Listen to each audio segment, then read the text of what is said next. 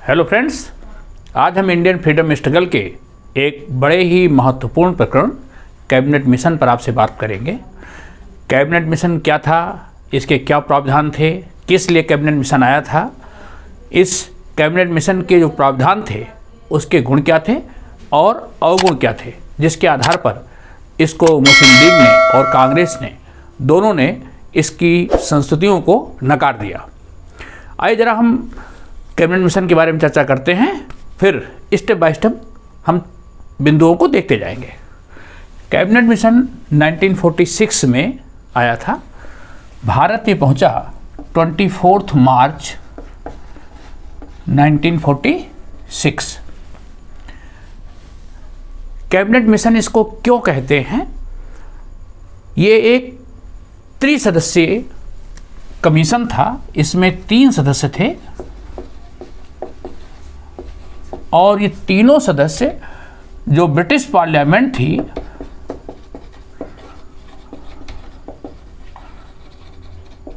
उसके cabinet minister थे।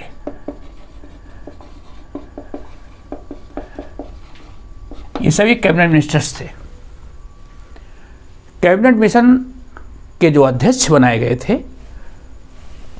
अध्यक्ष थे इसके पैट्रिक लॉरेंस,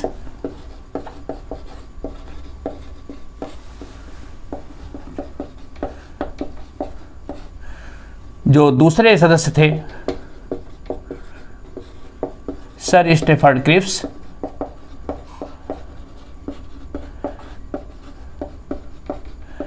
और एक सदस्य और थे एवी अलेक्जेंडर।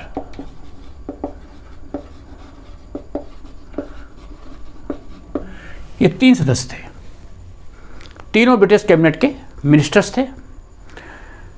1945 में जब विश्व समाप्त हो गया तो ब्रिटेन में नए चुनाव हुए थे और उन नए चुनावों में नए प्रधानमंत्री बने मिस्टर क्लीमेंट एटली, लेबर पार्टी के थे। लेबर पार्टी भारत को पहले से स्वतंत्रता देने के पक्ष में थी और इन्होंने प्रधानमंत्री ही बनते ही घोषणा कर दिया कि हम भारत को स्वतंत्रता देने जा रहे हैं, और इसलिए इन्होंने कैबिनेट मिनिस्टर्स की एक कमेटी बनाई जिसको कि कैबिनेट मिशन के नाम से जाना गया और इसको भारत भेजा। कैबिनेट मिशन किस उद्देश्य के लिए आया था? इसका उद्देश्य क्या था? इसका उद्देश्य था कि वो भारत की जो राजनीतिक पार्टियां थी, राजनीतिक पार्टी उसमें भारत में एक तो इंडियन नेशनल कांग्रेस, मुस्लिम league, unionist party,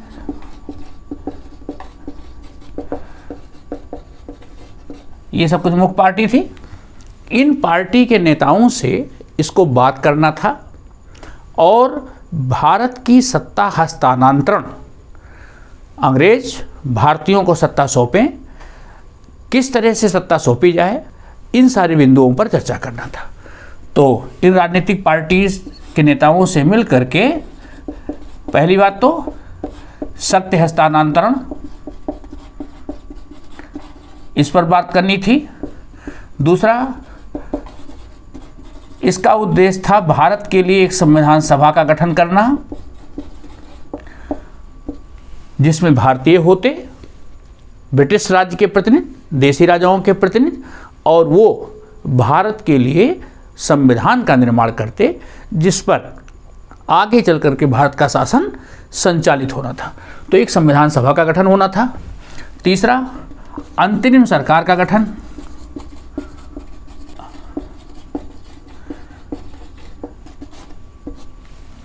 cabinet mission का उद्देश्य था कि एक अंतरिम सरकार बनाई जाए, एक ऐसी कार्यकारी सरकार बनाई जाए जिसमें भारतीय रखे जाए, भारत की विभिन्न पार्टी, सर्व पार्टी मेंबर्स को लेकर के सरकार बनाई जाए और वो अंग्रेजों के अधीन रह करके कुछ दिन शासन चलाने का प्रशिक्षण प्राप्त कर ले, जिससे ये अंग्रेज यहाँ से जाएं तो वो लोग अपना शासन स्वयं संभाल सकें। तो इसके लिए एक अंतरिम सरकार का गठन होना था। अब शक्ति हस्तांतरण, संविधान सभा का गठन, अंतरिम सरकार का गठन, ये 3 मुख्य मुद्दे थे। इसके लिए कैबिनेट मिशन को भेजा गया था। कैबिनेट मिशन भारत में 3 माह तक रहा और इस 3 माह में रह करके इसने इन पार्टी नेताओं से वार्ता की। लेकिन शक्ति हस्तांतरण का जो मुद्दा था ये बड़ा पेचीदा था। क्यों? क्योंकि ये समय जरा देखिए 1946 है। इस समय तक आते आते देश में जो परिस्थितियां थी वो बहुत बदल चुकी थी। भारतीय स्वतंत्रता आंदोलन जो पहले से चला रहा था, अब उसमें 2 विचारधाराएं बड़ी प्रबल थी। एक भारतीय राष्ट्रीय कांग्रेस और दूसरी मुस्लिम लीग। मुस्लिम लीग ने मार्च 1940 में लाहौर अधिवेशन में इसने एक मुसलमानों के लिए स्वायत्त प्रदेश की मांग की थी। पहली बार मुस्लिम लीग ने जो मुस्लिम बहुल इलाके थे उनको एक स्वायत्त के रूप में बनाया जाए, ये मांग मुस्लिम लीग ने लाहौर अधिवेशन में उठाई थी 1940 में। यद्यपि ये मांग उस समय 2 राष्ट्र नहीं थी। कुछ लोग कंफ्यूज होते हैं कि अलग राष्ट्र की मांग की गई थी। अलग राष्ट्र नहीं, उसमें मांग बेसिकली ये थी कि स्वायत्त प्रदेश के रूप में बनाया जाए। इस तरह की मांग इससे पहले भी 1930 में इलाहाबाद अधिवेशन जो मुस्लिम लीग का हुआ था, उसमें अल्लामा इकबाल, डॉक्टर इकबाल मुस्लिम लीग के इस अधिवेशन के अध्यक्ष थे। इलाहाबाद अधिवेशन के उन्होंने भी इस तरह से बात की थी कि जो मुस्लिम बहुल इलाके हैं उनके लिए एक स्वायत्त प्रदेश होना चाहिए। ओके, तो इसी जैसी मांग लाहौर अधिवेशन में मुस्लिम लीग ने रखी। यह एक नई पहल थी मुस्लिम लीग के द्वारा। अब वो क्षेत्र जो मुस्लिम बहुल थे उनको एक अलग स्वायत्त प्रदेश के रूप में बनाए जाने की मांग धीरे धीरे जोर पकड़ने लगी थी। सांप्रदायिकता की वो मजबूत होती जा रही थी। मुस्लिम लीग धीरे धीरे अपना प्रभाव बढ़ा रही थी। आगे चल करके मार्च 1941 में सिकंदर हयात खां जो मुस्लिम लीग के नेता थे, इन्होंने इस बात को स्पष्ट किया। इन्होंने कहा कि हमारा उद्देश्य, मुस्लिम लीग ये नहीं चाहती कि भारत से अलग कोई मुसलमानों के लिए देश हो। सिकंदर हयात खां वो व्यक्ति थे जिन्होंने लाहौर अधिवेशन के जो स्वायत्त प्रदेश की मांग थी, इसका ड्राफ्ट उन्होंने तैयार किया था। तो सिकंदर हयात खां ने उस बात को क्लियर किया। उन्होंने कहा कि हम एक अलग देश नहीं चाहते, हम चाहते हैं कि एक स्वायत्त प्रदेश हो जहां मुसलमानों के हितों का संरक्षण हो और उनको स्वायत्तता हो। ये सिकंदर हयात खां ने असेंबली में बोलते हुए स्पष्ट कर दिया। बहरहाल धीरे धीरे स्वायत्त प्रदेश, मुसलमानों को कुछ रियायतें, स्वायत्त क्षेत्र,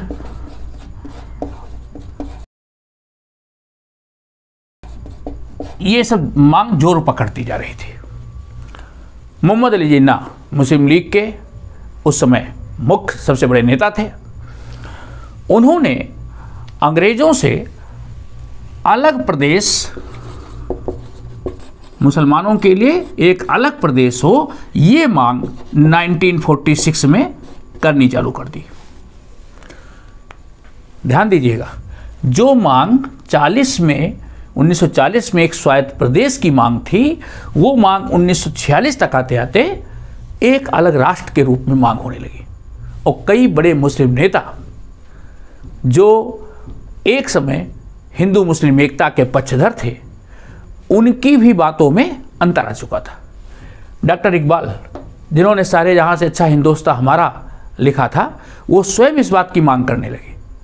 तो 1946 तक आते आते परिस्थितियां बहुत बदल चुकी थी और देश में सांप्रदायिक विचारधारा इतनी मजबूत हो चुकी थी कि हिंदू और मुस्लिम धीरे धीरे दूर होते जा रहे थे और मोहम्मद अली जिन्ना ने अलग प्रदेश की मांग करनी चालू कर दी।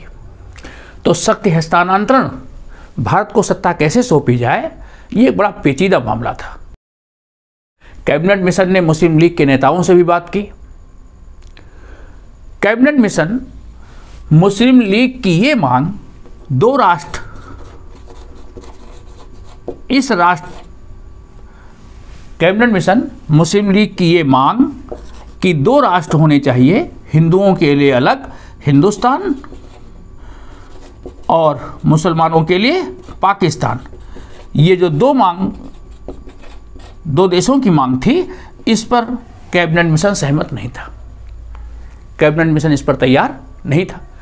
उसने दो राष्ट्रों की मांग को खारिज कर दिया। पार्टी के नेताओं से बात करके उसने ये प्रस्ताव दिया कि भारत आज़ाद किया जाएगा, लेकिन भारत की जो सरकार होगी, जो भारत का संगठनात्मक ढांचा होगा, वो कैसा होगा, उसके क्या प्रावधान थे, कैबिनेट मिशन के क्या प्रावधान थे। अब देखिए,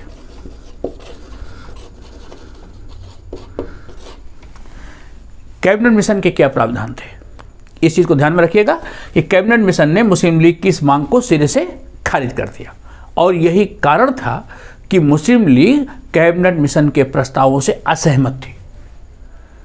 उसकी ये प्रबल मांग थी कि दो राष्ट्र होने चाहिए, जो मुस्लिम बहुल इलाके हैं वो अलग राष्ट्र के रूप में, पाकिस्तान के रूप में उसको मिलने चाहिए। पाकिस्तान शब्द भी उस समय तक बन चुका था। आप जानते हैं कि पाकिस्तान शब्द कैसे बना? पाकिस्तान शब्द को हम पढ़ लेते हैं, फिर हम प्रावधानों पे चलते हैं। पाकिस्तान शब्द जो है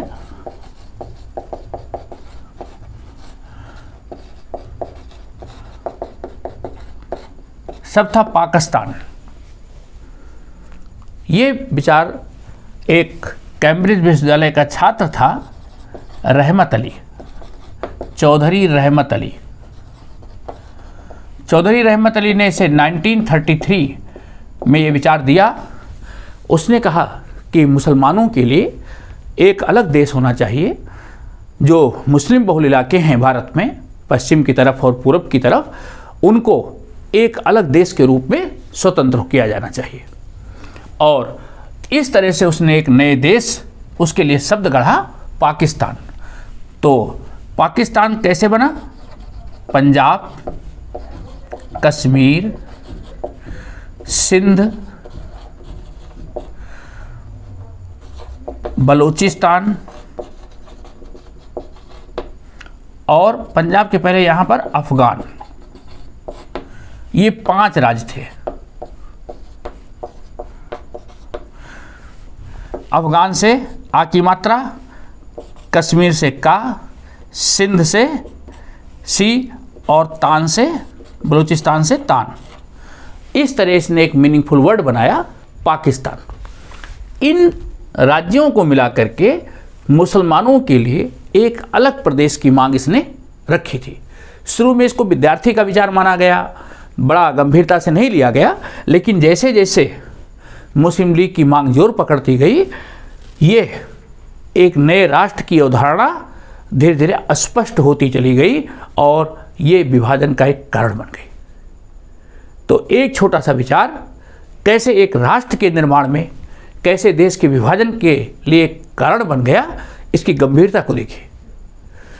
अब आइए हम इन प्रावधानों पर चर्चा करते हैं कि कैबिनेट मिशन ने क्या प्रावधान दिया। कैबिनेट मिशन ने सारे नेताओं से बात करके उसने अपना जो निर्णय दिया, उसने कहा कि भारत आज़ाद किया जाएगा, भारत में एक त्रिस्तरीय केंद्रीय संघ बनाया जाएगा। भारत एक त्रिस्तरीय केंद्रीय संघ वाला देश होगा। केंद्र की सरकार होगी,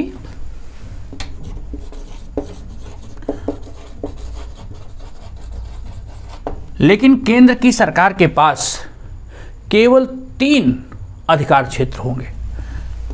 विदेश विभाग, रक्षा विभाग और संचार विभाग, ये 3 विभाग केंद्रीय सरकार के पास होंगे।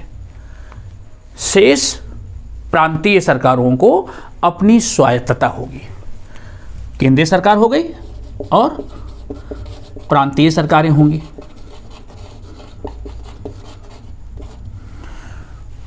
ध्यान देना, उसने कहा कि केंद्र की सरकार केवल इन 3 विभागों का काम देखेगी, प्रांतीय सरकार स्वायत्त होंगी, पूर्ण स्वायत्त होंगी।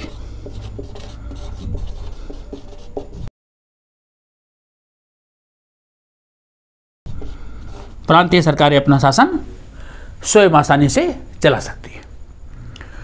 प्रांतीय सरकारों के लिए क्या प्रावधान किया उसने? कैबिनेट मिशन के सुझावों के अनुसार जो प्रांतीय सरकारें थी, प्रांतीय सरकारों को 3 भागों में बांटा जाना था। जिन क्षेत्रों पे अंग्रेजों का शासन था उनके लिए उसने ये व्यवस्था दी कि प्रांतीय सरकारों को 3 भागों में बांट दिया जाएगा। क्या क्या? पहला, का, खा और गा, ये 3 भाग होंगे। का में क्या होगा? का में हिंदू बहुल राज्य, ऐसे राज्य जो हिंदू बहुल हैं वो क में रखे जाएंगे। उस समय 6 प्रांत ऐसे थे जो कि हिंदू बहुल थे। उन 6 प्रांतों को जो कैटेगरी फर्स्ट थी का, इसमें रखा गया था। हिंदू बहुल प्रांत 6 थे। कौन कौन? संयुक्त प्रांत, बिहार, मध्य प्रांत जिसको आज मध्य प्रदेश कहते हैं, बंबई, मद्रास और उड़ीसा, ये हिंदू बहुल प्रांत थे। तो हिंदू बहुल प्रांतों को समूह का में रखा गया। समूह खा पश्चिमोत्तर क्षेत्र, पश्चिम और उत्तर के क्षेत्र, इसमें पंजाब, सिंध, सीमा प्रांत, नॉर्थ वेस्ट प्रोविंस पंजाब था, सिंध था और नॉर्थ वेस्ट प्रोविंस या सीमा प्रांत, ये रखा गया। समूह का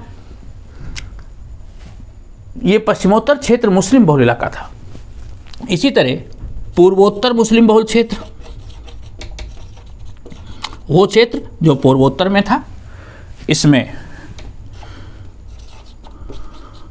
बंगाल, आसाम, ये इलाके पूर्वोत्तर क्षेत्र में जहाँ मुस्लिम बहुल इलाके थे।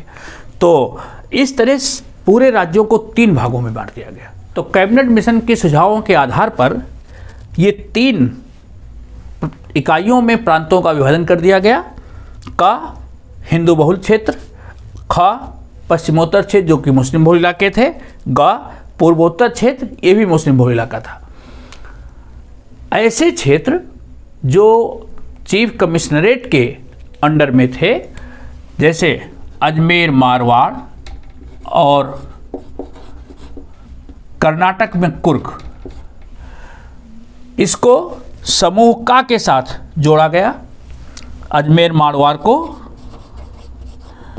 और कुर्ग को समूह का के साथ जोड़ दिया गया। इसी तरह बलूचिस्तान का इलाका, इसको समूह खा के साथ जोड़ा गया। ओके, कैबिनेट मिशन ने सुझाव दिया कि इन क्षेत्रीय जो इकाइयां थी, इन क्षेत्रीय इकाइयों को पूर्ण स्वायत्तता होगी, साथ ही साथ इनको संघ बनाने का अधिकार होगा। का खा के साथ मिलकर के संघ बना सकता है, का गा के साथ बनकर के संघ बना सकता है, या खा गा के साथ ऐसा संघ बन सकता है। कैबिनेट मिशन के सुझावों के आधार पर इन क्षेत्रीय इकाइयों को भविष्य में संघ बनाने या संघ से अलग होने का अधिकार था।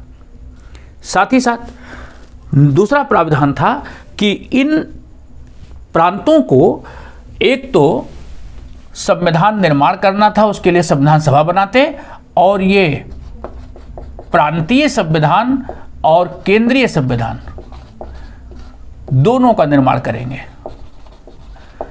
अपने प्रांत का संविधान बनाएंगे और फिर केंद्रीय संविधान बनाएंगे।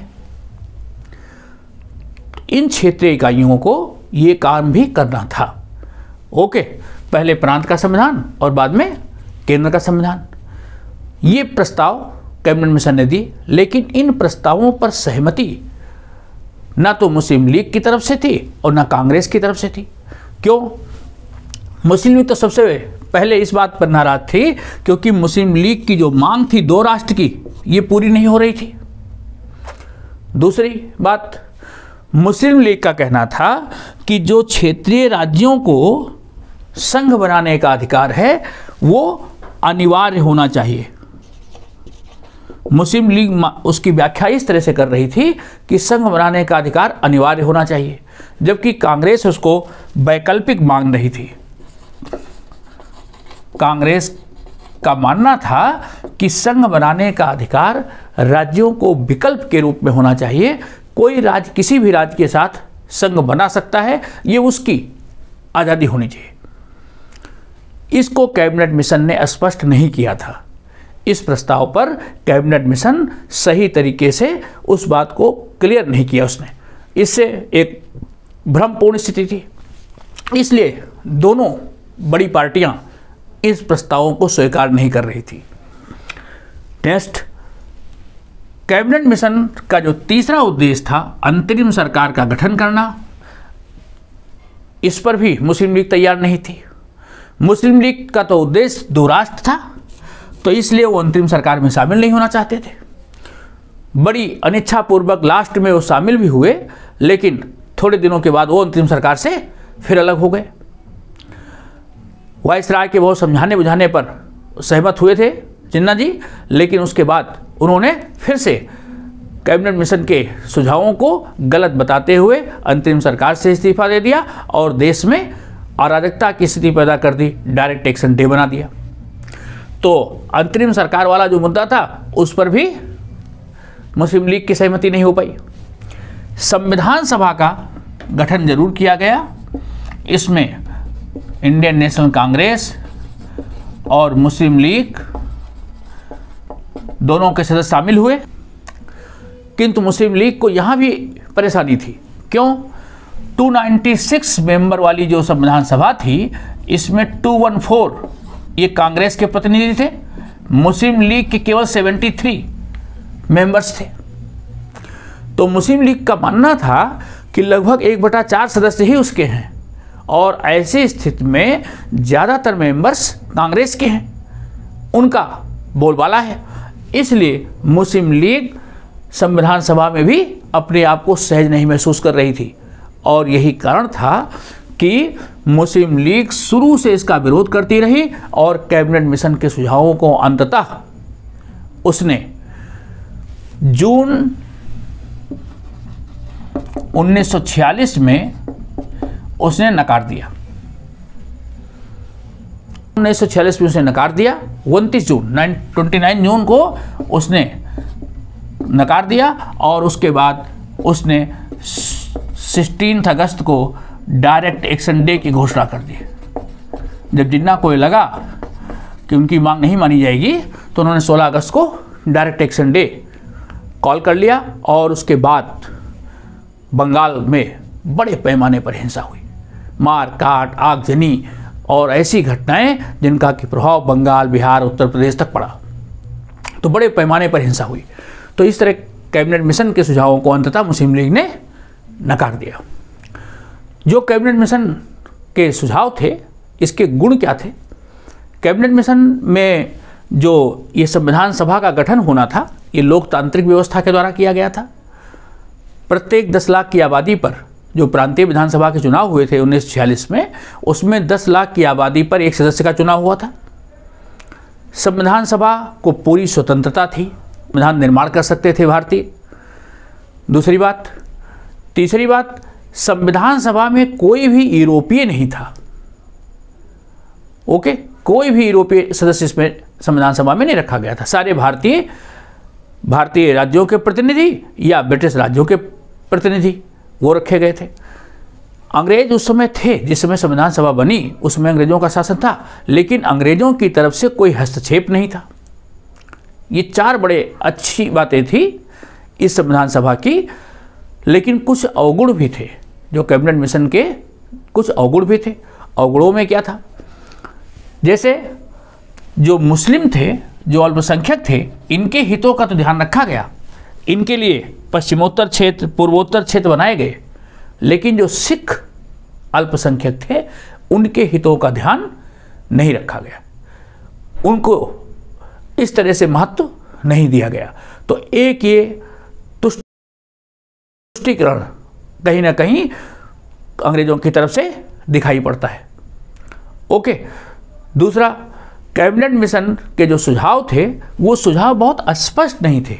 जैसे राज्यों का संघ बनाने का जो विचार था वो अस्पष्ट न होने की वजह से भ्रम की स्थिति थी। तीसरी बात, इन प्रांतीय इकाइयों को पहले अपना प्रांतीय संविधान बनाना था, फिर केंद्रीय संविधान बनाना था। ये स्थिति उसी प्रकार की थी जैसे बैलगाड़ी हो और बैलगाड़ी के पीछे बैल जोड़े जाए।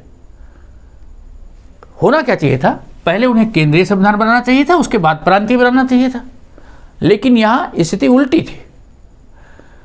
उनको पहले प्रांत का संविधान बना करके फिर बाद में केंद्र के बारे में सोचना था। तो क्रम, जो संविधान बनाने का क्रम था, उसको व्यवस्थित तरीके से नहीं रखा गया था। ये कुछ कमियां थी और इसी वजह से कैबिनेट मिशन के सुझावों के आधार पर संविधान सभा तो बनी, अंतरिम सरकार बनते बनते बनी और वो कुछ ही दिनों में खत्म हो गई।